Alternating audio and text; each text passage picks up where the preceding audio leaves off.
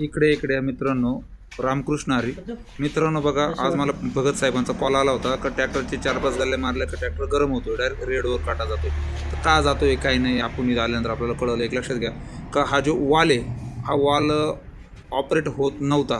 पूर्णपणे चेक केलं, कुलंट पण थोडंसं व्यवस्थित होतं, पण आपण वाल परत चेक करायचा प्रयत्न केला. तुम्ही बघा, हा जो वाल आहे, हा वाल वरून दाबल्यानंतर हा खाली ओपन होतो असतो, कमीत कमी ताकदीमध्ये बघा. पण हा ओपन होत नाही, हा अटकून बसलेला आहे.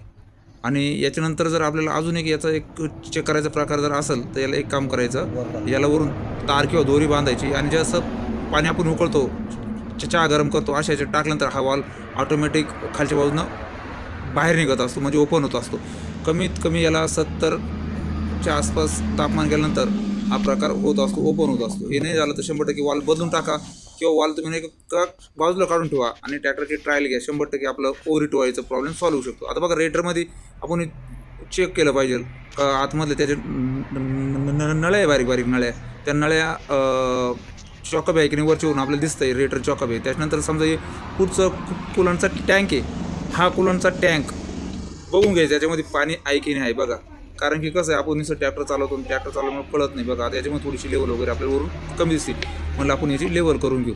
एक लक्षात घ्या मित्रांनो, उन्हाचे दिवस चाललेले आहे आणि आपल्याला ट्रॅक्टर वगैरे पूर्ण चेक करून घेणं गरजेचं आहे. शक्यतो उन्हामध्ये ट्रॅक्टर चालू नका, म्हणजे जेणेकरून आपल्याला मोठा प्रॉब्लेम येऊ शकत नाही. आणि ज्यांचे ट्रॅक्टर सर्व्हिसिंग आले असेल, एअर फिल्टर असेल, बाकीच्या काही गोष्टी असेल, एअर फिल्टर साफ असेल, सगळं करून घ्या, म्हणजे आपल्याला मोठा प्रॉब्लेम होणार नाही. आपले व्हिडिओ जर तुम्ही नक्कीच बघत असाल तर मला माझ्या व्हिडिओला फॉलो करा, लाईक करा आणि शेअर करा. थँक्यू.